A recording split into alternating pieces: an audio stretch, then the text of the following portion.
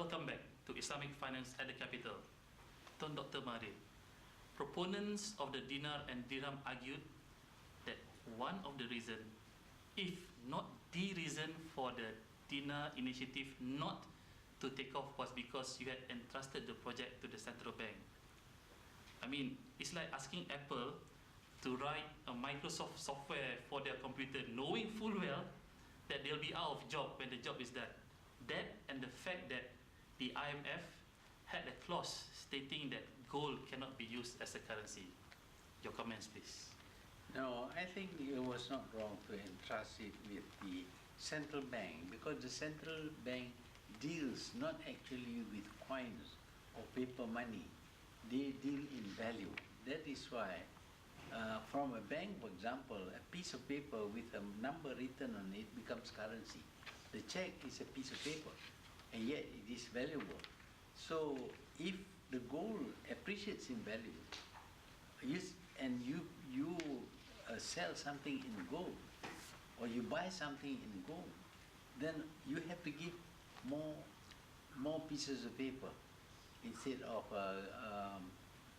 using gold, because the gold has appreciated, and say $1,000 worth of gold now becomes $10,000 of gold.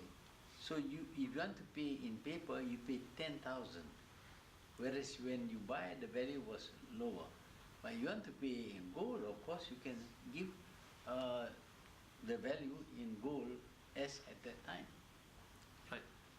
The thing is, it was during your time in 1993 that the dual banking system was established. We have the Islamic banking and the conventional banking. Isn't it time for a dual currency system in Malaysia? No, I think when people are introduced to a new system, never try and change to the new system completely and immediately. Always it is better always to phase out the implementation of a new system.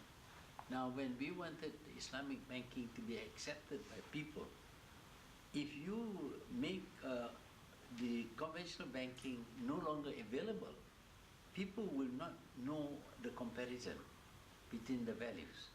And it is better to still maintain the conventional system and introduce the Islamic system so that they can make a comparison as to the value of the transaction in the conventional system.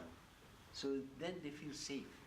They know what is the value. But if suddenly the conventional system disappears, you don't know how to value things. So that is why we, instead of doing away with the conventional system, we introduce the Islamic system concurrently. So you will know, make a comparison.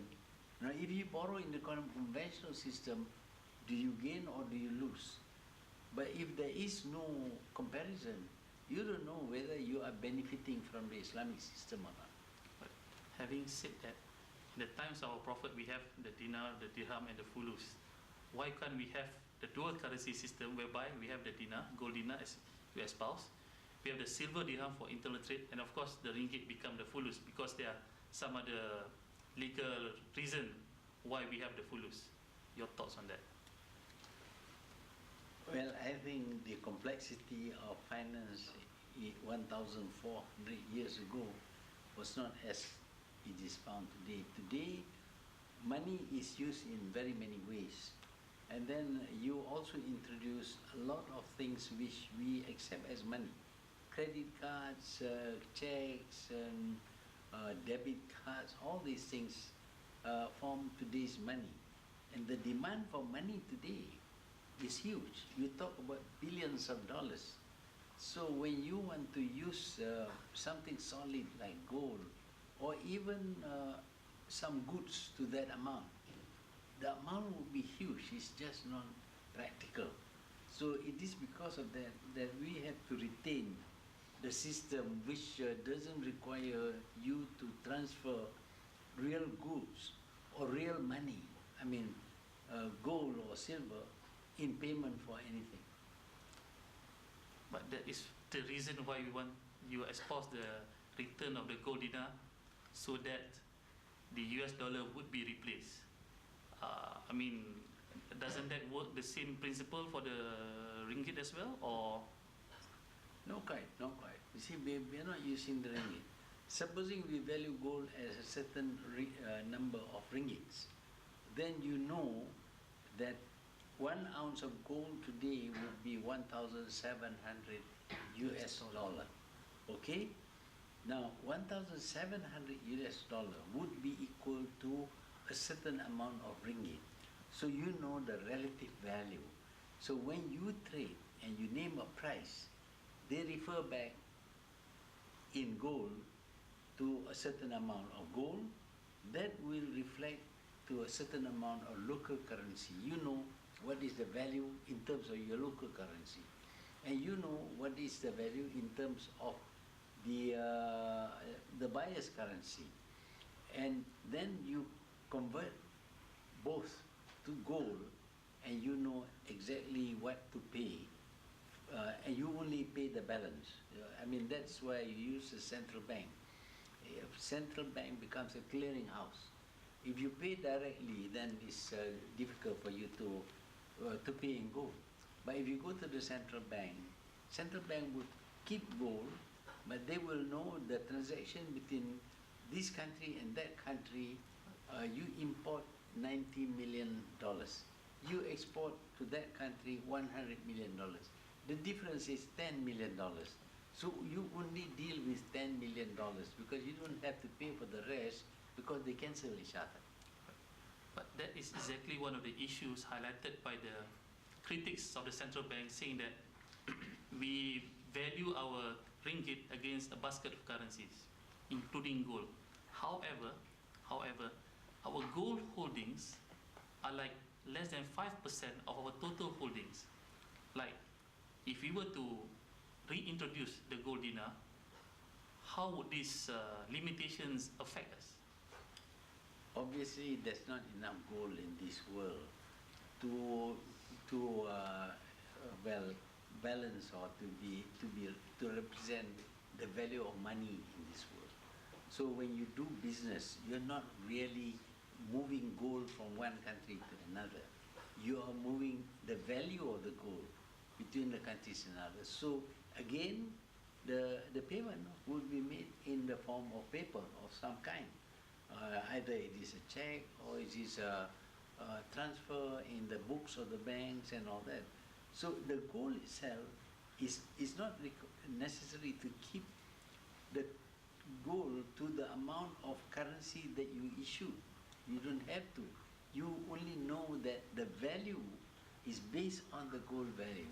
So when you transact, the gold becomes a common value.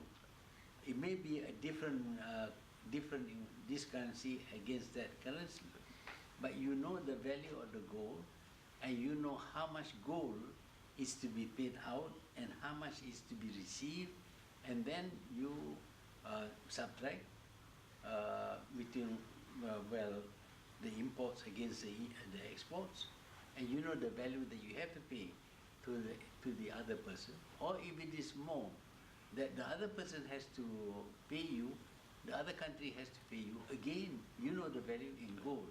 Now once you know the value in gold, you can then pay in gold, but not necessarily sending gold, by crediting the same amount in gold, which in the country itself will be translated into their own currency.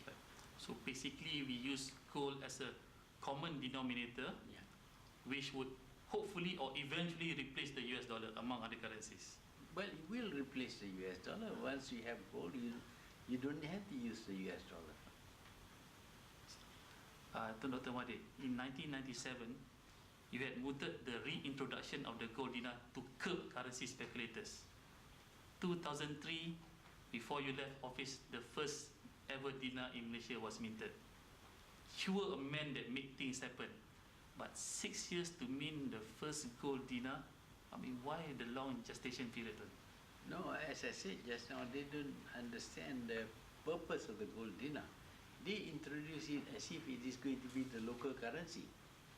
I don't believe it can be made a local currency. It can be a value that each country will understand in their own currencies. So if 10 ringgit is equivalent to a certain amount of gold, that certain amount of gold may in another country be worth a hundred of their currency. So, but you know the goal, and therefore they will have to find the amount of money equivalent to the value of gold in their own currency to pay the difference between the imports and the exports. Well, in 1996, the Prime Minister of Turkey, Necmettin Erbakan, announced that the gold dinar should be the currency of the Ummah to replace the US dollar. 1 year later, his political party was declared illegal. He has lost power. 1998, King Hassan of Morocco announced that the gold dinar and dirham would be used as payment for zakat initially before moving to other spheres of the economy. He was dead within a year. More recently, the late President Muammar Gaddafi of Libya announced that Libya will only accept gold as payment for crude oil. We all know what happened to him. I mean, when the West via NATO unleashed their fury. Even yourself, Tun, I believe in a calculated risk, minted the dinar before you left office. There appears to be a conspiracy by dominant money printing countries to depose or even eliminate leaders calling for the return of the gold dinar and silver dirham. Would you agree? Well, I think that is a coincidence because, as you know, Saddam Hussein announced that he would accept payment in the euro or in some other currency, and as a result, his country was invaded. There is definitely a fear of a switch from the US dollar to any other currency on the part of the US. I don't know whether they would indulge in assassination, in killing the person who says it, but obviously they can invade the country, and to ensure that that country has a friendly regime. That's why they're talking about regime change. They want every country to have a regime that is friendly towards them. And if you're not friendly, well, they may invade your country. That is something that can happen, but I don't think that this death of these people is really due to some direct intervention on their part. Interesting thought, too. We shall take a commercial break.